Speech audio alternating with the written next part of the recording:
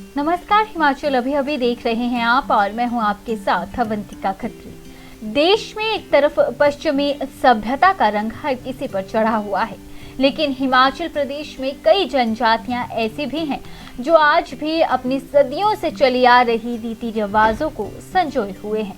हिमाचल में निवास करने वाले गद्दी समुदाय ने अपनी पुरानी संस्कृति और विरासत को आज भी संजो कर रखा है।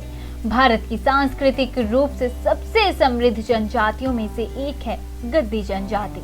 गद्दी जनजाति की भाषा, संस्कृति, रहन सहन, रीति रिवाज और पहनावे के कारण इनकी अपनी एक अलग पहचान है। लुप्त होने के कगार पर पहुंच चुकी परंपराओं को फिर से जीवित करने को लेकर हो रही जद्दोजहद के बीच ये समुदाय अपनी कला और संस्कृति को भूला नहीं है।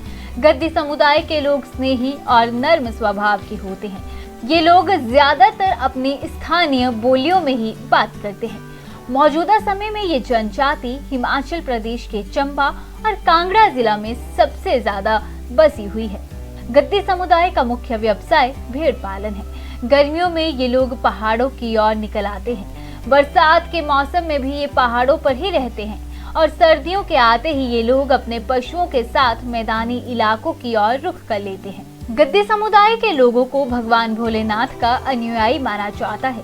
भरमौरी, कैलाश, मणिमहेश गद्दियों का सबसे पवित्र स्थान है। लोकल भाषा में चंबा भरमौर के गद्दी शिव को धूड़ू के नाम से पुकारते हैं। गद्दी अपनी साधारण जीवन शैली के लिए जाने जाते हैं। गद्दी समुदाय के पुरुष और महिलाएं दोनों कान में बालियां और भेड़ की ऊन और बकरी के बाल से बने कपड़े पहनते हैं। गद्दी समुदाय के पुरुष सिर पर पगड़ी पहनते हैं जिसे वे साफा कहते हैं और डोरे के साथ एक प्रकार का चोला पहनते हैं। गद्दी समुदाय की महिलाएं लुआंछड़ी पहनती हैं और नाक में नथ, माथे पर टीका और सर पर दुपट्टा ओढ़ती हैं। तो मैंने तो भेड़ बकरी का काम किया है और धान चराया है। तो हम ऐसा करते हैं कि बाहर सोते हैं और कंबल लेते हैं और कंबल लेके पानी में भी सो जाते हैं। कई बार उसमें लकड़ियाँ बिछा के भी सोते हैं।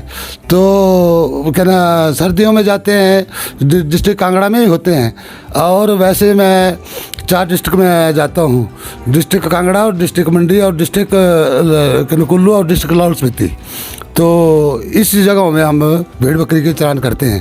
तो बाकी बरसात के मौसम में हम लाहौल स्पीति में होते हैं और उससे बाद हम धौलाधार को जाते हैं और उससे बाद हम नीचे पे चले जाते हैं और पंजाब के नए एरिए में भी।